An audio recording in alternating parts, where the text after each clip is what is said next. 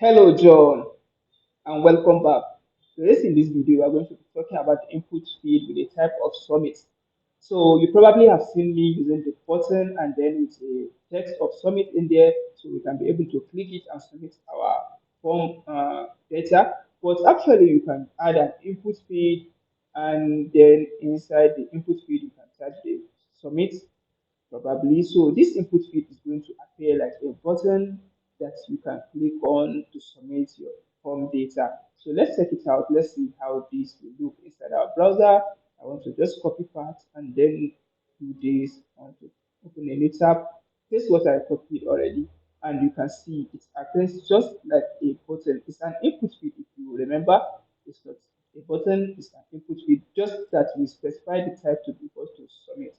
So this is an input field, it's type of submit, and I believe you enjoy it using it, and see you in the next one. Bye.